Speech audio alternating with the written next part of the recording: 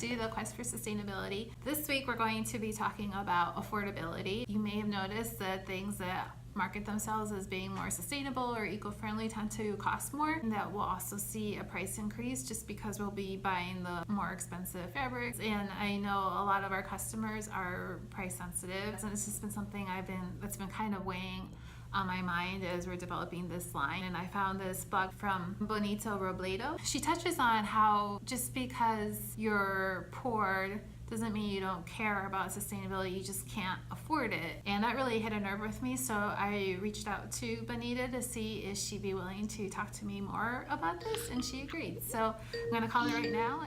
Benita, how are you? Hi, I'm good, thanks. Thanks for talking with me today. To start, would you introduce yourself and some of the things that you've done? My name is Benita Robledo. I'm an ethical fashion advocate, blogger, and influencer. I write and talk about ethical fashion all the time. There's kind of a stigma attached to biking for a lot of people that you're biking because you're poor, and then as soon as you're have more income, you'll upgrade to a car, and I don't want people to do that. I want them to continue to bike, so that's always been something I think about a lot, wanting to give that joy of having a really well designed product to all the people who like to bike, because I do think biking is for everyone. I'm just concerned that if we come out with this great new line of products, it has great functionality, ethically sourced, great fabrics, that those people who I always kind of think about are just going to be left without it. I totally agree that people don't really talk about affordability that much in the sustainable movement, and I think that's for a few reasons. One, most of the bloggers, most of the designers, and most of the consumers are all rich white people, and not to say that there aren't poor white people also, but you look across the board at income disparity just in the US, it's mostly people of color.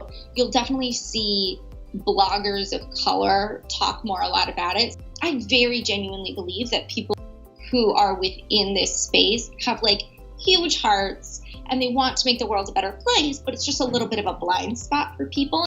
If we really want to make a difference in the planet, we need everybody to participate. Right. Yeah. So, with all that being said, how do you do it?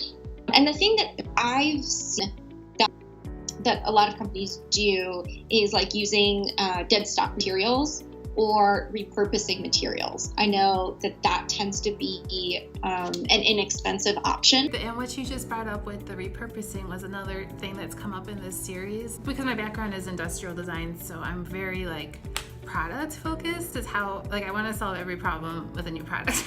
This is where my mind goes. But she was talking about mending and repairing is a good way. I'm like, oh, I didn't even consider that. I also think and I'm sure you already do this, but making things that are going to last. So I have some things that I've had for 10 years, right? They may not have been sustainable when I bought them because I kind of didn't know what that was at that point, but they are now, And you had also talked about supporting companies that were run by people of color. I'm wondering if you have any suggestions for somebody like me who cares genuinely about this, but you have your own limitations, of course, because you are who you are. Well, I do just want to start by saying that I think it's actually white people have a very important role to play in all of this, which is creating space for people of color. That is very much a two-way street. I wouldn't minimize having people of color in your advertising. I also think that's really important, just to see yourself. I do admire your desire to go beyond that. What I think is helpful is just giving people of color positions of power within your company. When you put together your team, surrounding yourself with diversity, whether that's diversity in age, diversity of race, diversity of gender, diversity of economic status, because it just helps there be different and important perspectives in the room.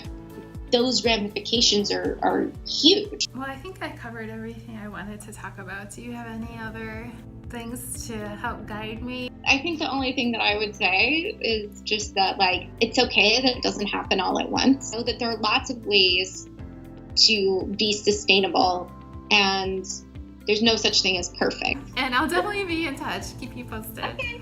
All right, sounds good. Thank you so much. Have a good afternoon. Oh, well, that was a great call I just had with Benita. I would love to hear your thoughts on this topic. If you have any suggestions for me about things that we can do, please leave them in the comments below. And I encourage you to subscribe to this video series on YouTube. You can just do that right here. And we'll see you next time. Thanks a lot. Bye.